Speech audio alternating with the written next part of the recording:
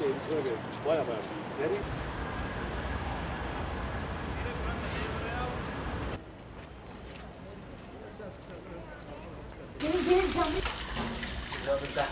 Yemesi.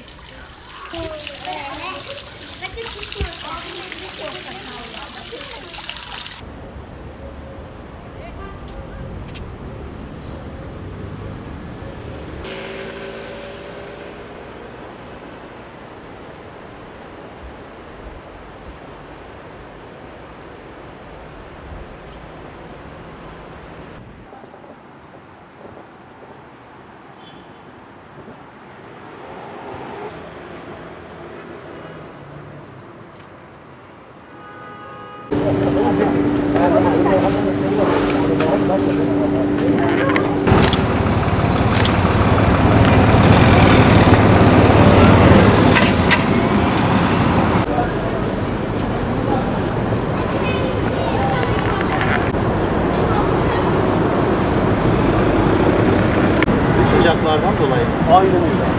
Çok sıcak. Cizre'de yaşıyoruz. Cizre gerçekten aşırı sıcak bir şehir. 46-50 dereceye yakın bir sıcaklığa sahip.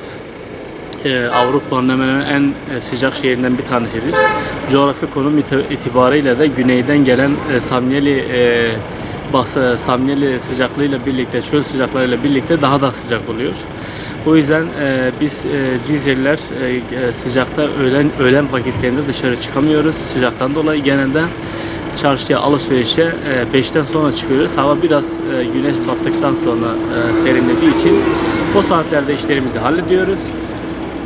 Sıcaktan dolayı gerçekten çok yani böyle işlerimizi halledemiyoruz. Sıcaktan böyle hani şey yapmak için biraz espril yaklaşarak içimiz soğuk, Cizre'miz sıcaktır diye bir pankart hazırladık. Mizansel olması açısından yaptık bunu. Gerçekten ama çok sıcak bir yer. Buranın insanı da sıcaktır zaten. Şırnak'ın Cizre ilçesindeyiz. Sıcaklık aşırı derecede var. En az 45 derece hissediliyor. Her sene Şırnak'ın Cizre ilçesinde sıcaklık rekoru kırılıyor. Sıcaktan gerçekten dışarıya çıkamıyoruz. Aşırı ter, aşırı nem var. Sokakta neredeyse yürüyemiyoruz. Yaşlı olan hastalar bazen yere düşüyor sıcaktan. Arabalar bazen sıcaktan tekerlekleri patlıyor otoparklarda.